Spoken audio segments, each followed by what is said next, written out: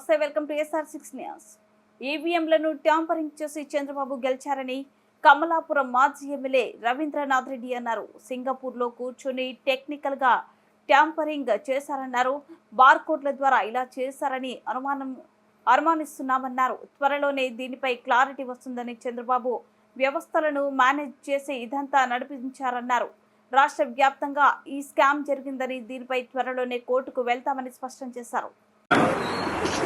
అందరికీ నమస్కారం. ముఖ్యంగా మా నియోజకవర్గం యొక్క మా వైఎస్ఆర్ కాంగ్రెస్ పార్టీ కార్యకర్తలకు, నాయకులకు ఈ ఎన్నికల్లో నాకు సాయం చేసిన అందరికీ కూడా పేరున అందరికీ కూడా కృతజ్ఞతలు వ్యక్తపరుస్తున్నాను. తప్పకుండా మనం ఈ ఎన్నికల్లో మీరు చూపించిన అభిమానానికి, ప్రేమకు, కృషికి నిజంగా కూడా మీకు అందరికీ కూడా చేతులెత్తి నమస్కారాలు చేస్తున్నాం. అట్లాగే రాష్ట్ర వ్యాప్తంగా జరిగిన ఎన్నికల సరళిని ఒకసారి గమనిస్తే, ఎన్నికలు అయిపోయిన తర్వాత జరిగిన సంఘటనలు గమనిస్తే, వ్యవస్థలను మేనేజ్ చేసే చంద్రబాబు నాయుడు గారు సో ఇప్పుడు కూడా అటువంటి పనే జరిగింది అని చెప్పేసి నేనైతే భావిస్తున్నా. వ్యవస్థలను మేనేజ్ చేసే కార్యక్రమం. సో తప్పకుండా ఈవీఎంస్ను ట్యాంపరింగ్ జరిగిన కార్యక్రమం నా నియోజకవర్గంలోనే కాదు, త్రూఅవుట్ రాష్ట్రంలో అన్ని నియోజకవర్గాల్లో ఎంపిక చేసుకున్న బూతులను ట్యాంపరింగ్ చేసిన పరిస్థితి కనపడుతుందన్నమాట. సో తప్పకుండా మేమందరం కూడా డెఫినెట్గా దీని గురించి ఆలోచన చేయాల్సిన అవసరం తప్పకుండా ఉంది. సో దీనిపైన కోర్టుకు కూడా వెళ్ళే కార్యక్రమం తప్పకుండా చేస్తాం. సో డెఫినెట్గా ఇది జరుగుతుందని చెప్పేసి నేనైతే భావిస్తా.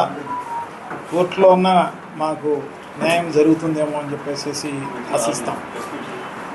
సో డెఫినెట్గా ఎందుకంటే మా ముఖ్యమంత్రి గారు జగన్మోహన్ రెడ్డి గారు ఆయన ముఖ్యమంత్రిగా ఉన్న టైంలో సో అనేక రకాలైన సంక్షేమ కార్యక్రమాలు, ఆ సంక్షేమ కార్యక్రమాలన్నీ కూడా ఏదైతే మేనిఫెస్టోలో చెప్పడం జరిగిందో అన్నీ కూడా నెరవేర్చిన ఘనత శ్రీ జగన్మోహన్ రెడ్డి గారిది.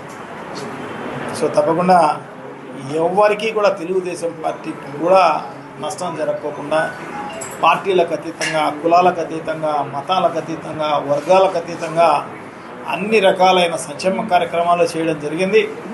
అట్లాగే అన్ని గ్రామాలు అభివృద్ధి కార్యక్రమాలు కూడా జరిగిన పరిస్థితి మనం అందరం కూడా చూస్తున్నాం అన్నమాట. సో డెఫినెట్గా ఈ యాంటీ ఇన్కంబరెన్స్ అనేది ఉండే అవకాశమే లేదు. సో ఈ రకంగా రిజల్ట్ చూస్తే నిజంగా కూడా జగన్మోహన్ రెడ్డి గారు ఏం చేయలేదేమో, అందుకోసమే ఇంత 12 సీట్లకు దిగజార్చిన పరిస్థితి ఉంది అని చెప్పేసి అనుకునే పరిస్థితి ఉంటుందన్నమాట. సో అటువంటి పరిస్థితి ఏం లేదు. సో అందరికీ న్యాయం చేసిన ప్రభుత్వము వైఎస్ఆర్ కాంగ్రెస్ పార్టీ, జగన్మోహన్ రెడ్డి గారు.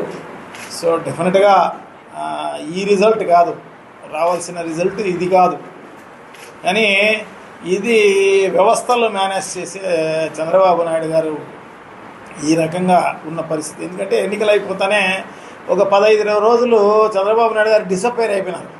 చంద్రబాబు నాయుడు గారు, వాళ్ళ కొడుకు అందరూ ఉంటారు. సో మరి సింగపూర్లో కూర్చొని ఈ కార్యక్రమాలు ట్యాంపరింగ్ జరిగిందా, ఇంకొక చోట ట్యాంపరింగ్ జరిగిందా అనేది మనకు తెలుస్తుంది తొందరలోనే. ఎందుకంటే ఫిజికల్గా ఎక్కడా జరగలే, స్ట్రాంగ్ రూముల మీద పడి మార్చే పరిస్థితి ఈ జరగలేదు. కానీ ఇది టెక్నికల్ అన్నమాట. బార్కోడ్ తెలిసి ఉంటే చాలన్నమాట, స్కాన్ చేసేసి ఏ నెంబర్ కావాలంటే ఆ నెంబర్ మార్చే కార్యక్రమం జరుగుతుంది అన్నమాట. సో ఆ బార్కోడ్లు వీళ్ళు ఎలా సంపాదించినారు, ఎలా జరిగింది ఈ ట్యాంపరింగ్ అనేది తొందరలోనే తెలిసే కార్యక్రమం తప్పకుండా జరుగుతుందని చెప్పేసి నేనైతే భావిస్తాను అన్నమాట. ప్రజలందరూ కూడా ఈరోజు కూడా ప్రజలందరూ మేమందరం కూడా ఓట్లు వేసినాం, మరి మా ఓట్లన్నీ ఎక్కడ పోయినాయని చెప్పేసి అడిగే పరిస్థితి ప్రతి ఒక్కరి నోట వినపడే కార్యక్రమం జరుగుతుందన్నమాట. సో ఇది పెద్ద రాష్ట్ర వ్యాపితమైన స్కామ్ ఇది. సో డెఫినెట్గా ఇది బయటకు వచ్చే కార్యక్రమం తప్పకుండా జరుగుతుంది. దేవుడు అనే ఆయన పైన ఉన్నాడు. సో ప్రజల ఆశీర్వాదం ఉంది. డెఫినెట్గా మంచి జరిగే కార్యక్రమం జరుగుతుంది అని చెప్పి మేమైతే భావిస్తామన్నమాట. సో తప్పకుండా ఏదేమైతేనే ఎన్నికల్లో సహకరించిన ప్రతి ఒక్కరికి కూడా, ఎందుకంటే మొక్కవోని ధైర్యంతో, మొక్కవోని నమ్మకంతో, మొక్కపోని విశ్వాసంతో కృషి చేసిన మా కార్యకర్తలకు, నాయకులకు అందరికీ కూడా పేరు పేరున వారికి అందరికీ కూడా అభినందనలు, కృతజ్ఞతలు, నమస్కారాలు అన్నీ తెలియజేసుకుంటూ సెలవు తీసుకుంటున్నారు.